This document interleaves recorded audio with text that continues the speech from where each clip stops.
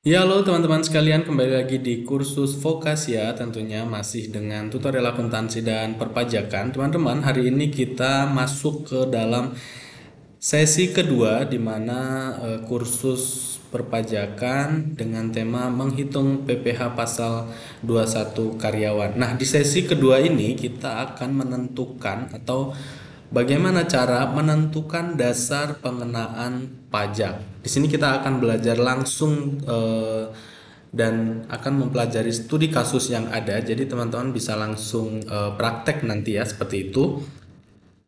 Teman-teman, di sini kita coba hitung cara menentukan dasar pengenaan pajak, di mana di sesi satu sebelumnya di sana ada pengantar teori menjelaskan pengertian dan istilah dalam perpajakan tentunya terkait dengan PPh pasal 21. Di sesi kedua ini kita akan menentukan dasar pengenaan pajak. Nah, kita langsung saja, teman-teman bisa lihat di layar. Di situ ada satu contoh kasus, saya coba bacakan. Di sini ada Raffi Ahmad, belum menikah, mulai bekerja pada PT ABC sejak Mei 2022. Selama tahun 2022 menerima gaji per bulan sebesar 15 juta rupiah. Lalu PT ABC mengikuti program pensiun, BPJS Kesehatan dan BPJS Tenaga Kerja. Perusahaan membayar iuran pensiun kepada dana pensiun yang pendiriannya telah disahkan oleh Menteri Keuangan sebesar 60.000 satu bulan. Raffi Ahmad juga membayar iuran pensiun sebesar Rp50.000 sebulan. Di samping itu, perusahaan membayar iuran jaminan hari tua karyawannya setiap bulan sebesar 3,7% dari gaji, sedangkan Raffi Ahmad membayar iuran jaminan hari tua setiap bulan sebesar 2% dari gaji dan BPJS Kesehatan 0,5% dari gaji. Kemudian premi jaminan kecelakaan kerja, jaminan kematian dan BPJS Kesehatan dibayar oleh perusahaan dengan jumlah masing-masing sebesar 1%, 0,3% dan 4% dari gaji. Kita diminta untuk menentukan dasar pengenaan pajak atas gaji yang diterima oleh Raffi Ahmad.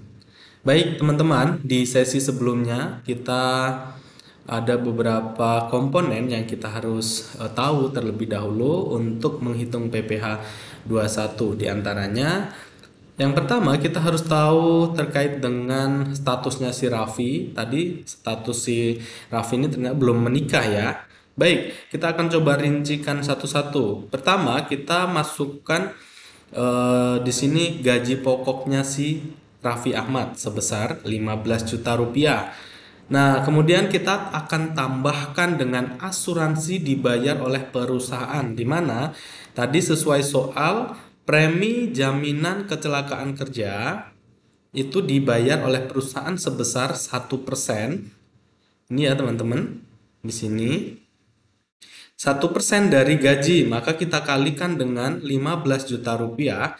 Kemudian premi jaminan kematian 0,3% kali gaji.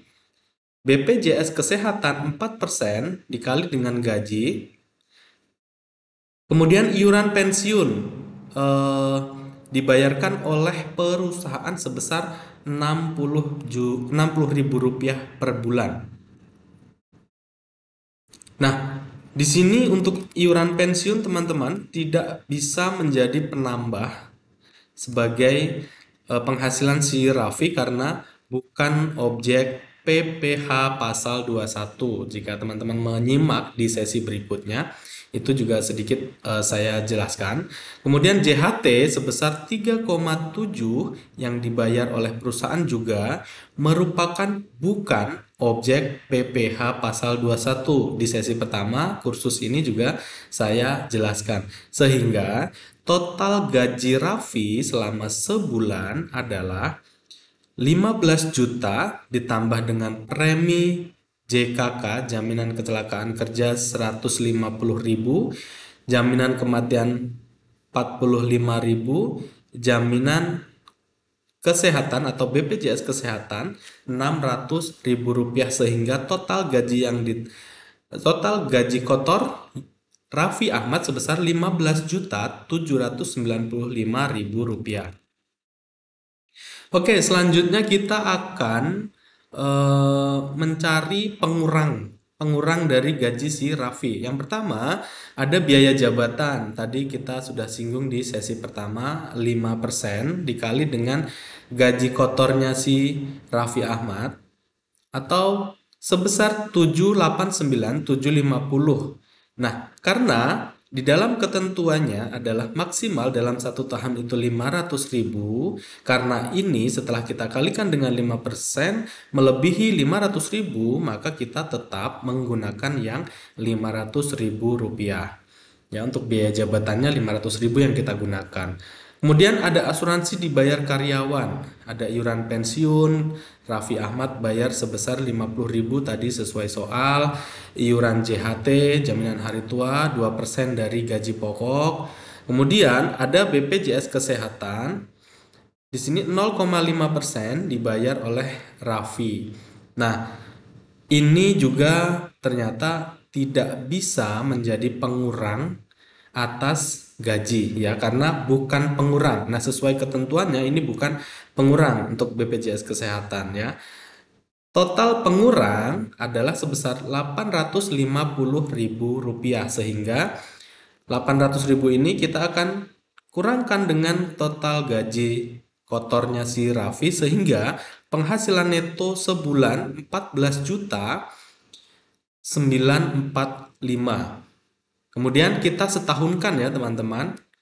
Untuk menghitung gaji Raffi kita harus tahunkan, maka 14.945 kita kali 12. Sehingga di sini didapatlah penghasilan selama setahun si Raffi sebesar 179.340.000 rupiah. Oke, selanjutnya kita lihat statusnya si Raffi untuk menentukan PTKP-nya. Dia ternyata tadi belum menikah ya. Di sini berarti dia hanya berhak atas PTKP untuk wajib pajak sendiri sebesar 54 juta rupiah. Tambahan menikah belum ada. Tambahan anak tidak ada juga, sehingga PTKP-nya si Raffi hanya sebesar 54 juta rupiah. Nah, 54 juta rupiah ini kita akan kurangkan dengan jumlah penghasilan neto si Raffi.